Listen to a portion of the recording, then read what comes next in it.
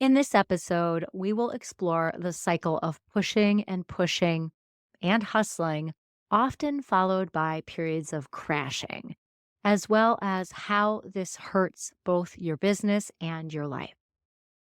Because the thing is, continuing to push and hustle is not only bad for business, but it's actually bad for your health. By the end of our time together, you will be able to spot this ineffective pattern more quickly and be able to move out of it and do something more productive. So, if you're tired of the hustle, of pushing and crashing, and things still not working well, then this episode is for you. Be sure to listen. Welcome to the Self Loved ADHD Woman's Way podcast. I'm your host, Jen Barnes. If you're an ADHD woman entrepreneur, ADHD adjacent, or ADHD-ish, you've come to the right place. We'll dive deep into the unique challenges you face, from the inner turmoil to the outer obstacles. We'll blend neuroscience, IFS, and somatic healing, and explore practical strategies to help you navigate the world of entrepreneurship with ADHD with greater ease and effectiveness. I'm glad you're here. Hey, it's Jen. I'm so glad you're here. Today, we're going to unpack a common pattern of ADHD women entrepreneurs, and it's one I recently found myself cycling back into after a period of stress, having a lot on my plate, and then having a lot of extra emotional family things come onto my plate with the death of my grandma and the hospitalization of a beloved family member, and also some prearranged travel. So, this pattern I want to talk about that popped back up for me was really a response to try and help during a stressful time. And it's the pattern of pushing, also known as hustling, and then followed by crashing, which for me in this case meant being sick. So you may know that I was sick for several weeks with this cold that wouldn't go away, and finally admitted to myself, I think a week ago or more, that I actually was sick. And it was hard to admit because what it meant was acknowledging that I needed rest. And at a time when I didn't really feel like I had time to rest. Does that sound familiar? A lot of us get into this cycle of pushing because many of us learned to mask, to get by with our ADHD by overfunctioning and then through the corresponding high achievement. But the problem is, this doesn't work anymore in our adult lives, especially not as entrepreneurs, because our to do list never is done. There will always be more to do for your business. There will always be more to do for your clients. There will always be more to do in your life.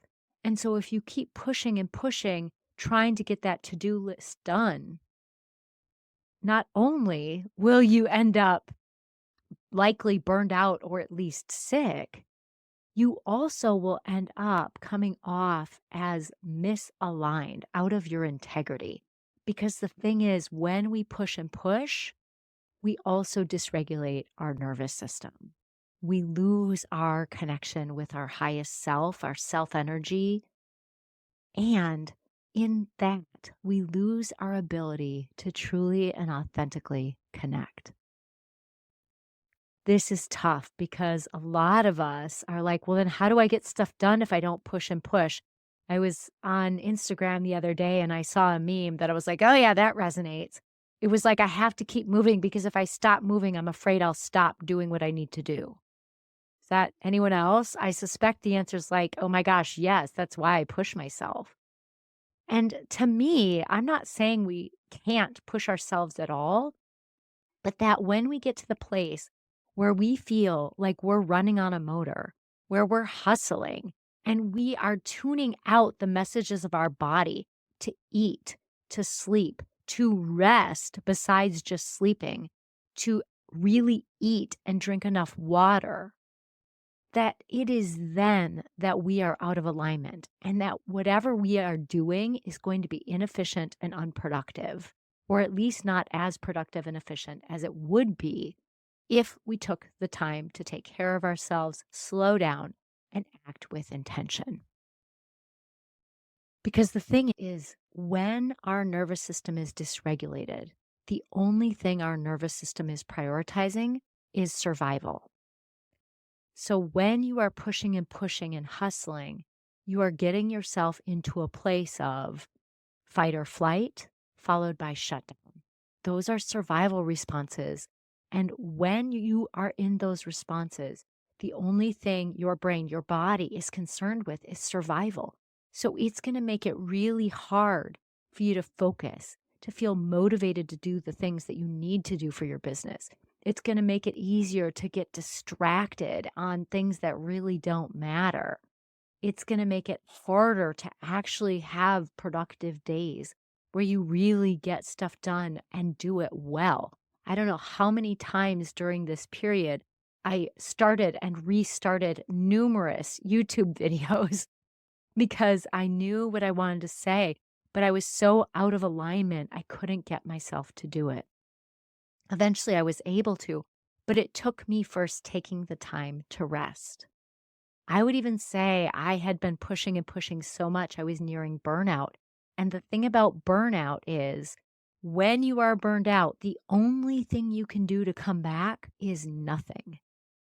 You need to rest to recover from burnout. And you might not be fully burned out. I don't know that I was fully burned out, but I know I was teetering on the edge because I noticed it harder and harder to get out of bed. I noticed it harder and harder to read at night, something I love to do. And I noticed it was harder and harder to do the things in my business that are even fun for me. You might notice some of these things too. And we're going to talk about that as we talk about how to get ourselves out of this cycle. The first step is to become aware that you are even in it.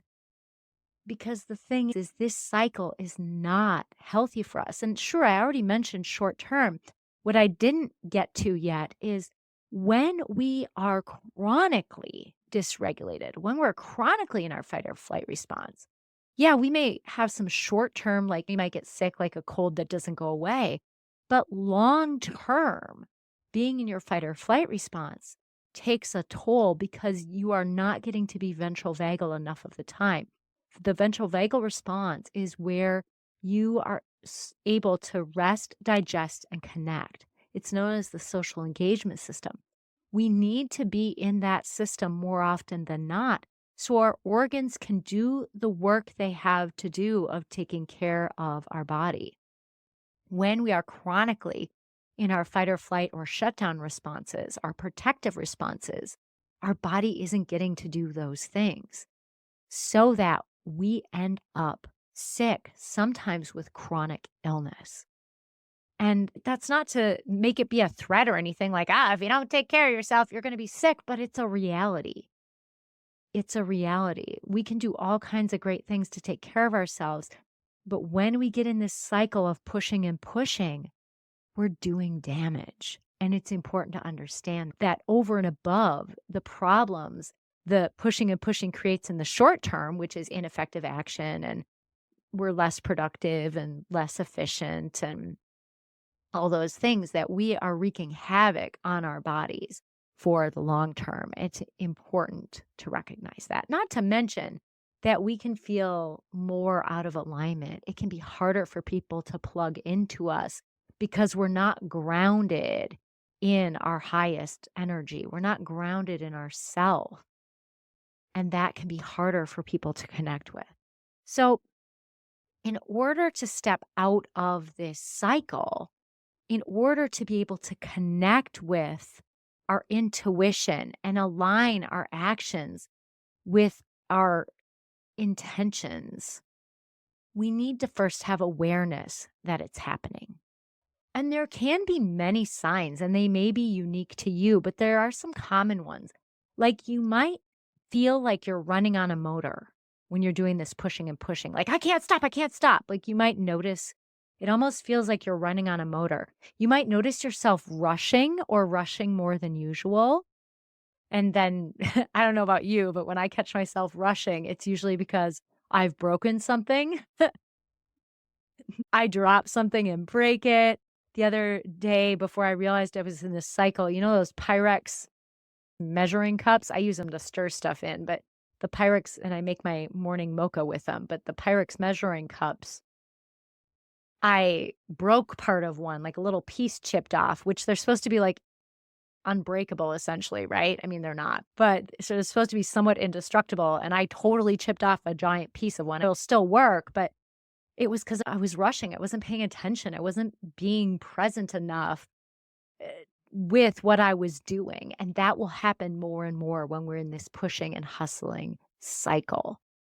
You might notice that you're having a hard time getting yourself to do the things on your list because you're so distracted. You're like, oh, should I do this or should I do this? You might just feel generally more scattered or like there's these things that are genuinely important to do, but those aren't the things that you're able to get yourself to focus on. You might notice yourself getting sick like I did. Like maybe you have a cold that doesn't go away. And it's because it's not safe for your nervous system to rest, digest, and work through the immune responses required to fight whatever illness you've picked up. You might notice some sleep disturbance, like perhaps you're having a hard time sleeping, you have wild dreams. Those can all be indicators that it's time to slow down. You might also be doing things for comfort, like maybe eating for comfort or watching your comfort TV shows over and over, or binging Netflix or scrolling social media. Those are often signs that you're pushing too hard and that you're just needing a break. But the problem is those things like numbing out with social media and TV or binging Netflix or Hulu or whatever streaming you have are not actually ways that rest, that truly replenish you.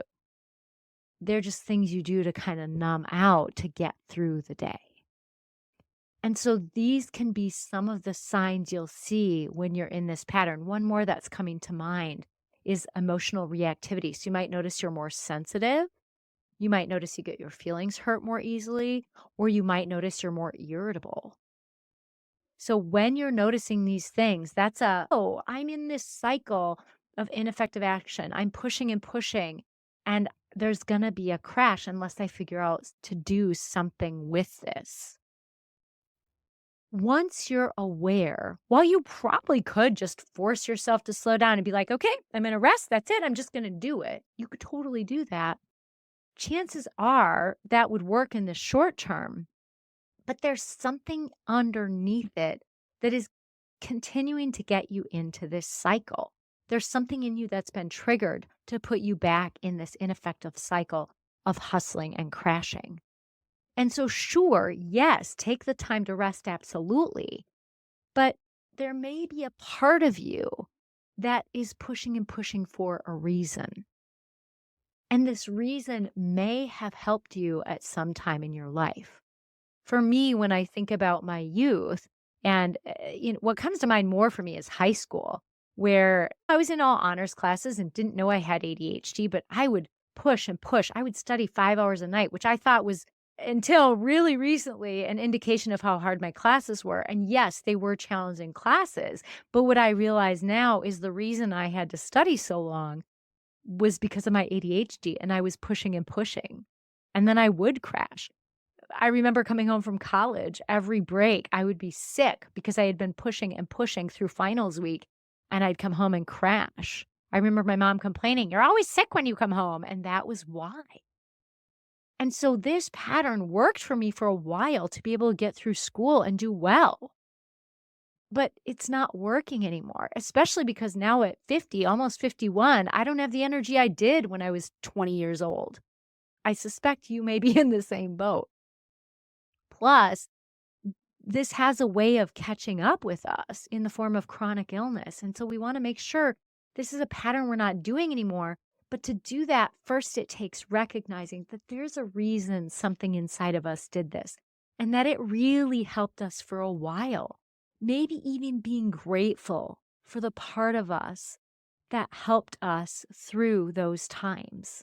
of so much work that we didn't know what to do with, especially before we even knew we had ADHD and needed accommodations.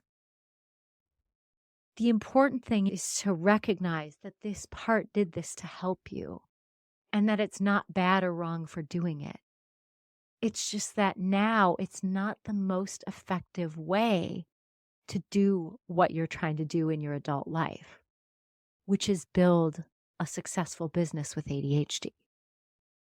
To do that, to be an entrepreneur, to really build and grow a client-centric business with ADHD, one of the most important things is to have your energy be in alignment, to have yourself be grounded and connected and genuine.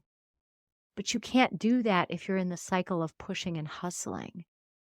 You're going to come off as inauthentic because you're not actually grounded in yourself.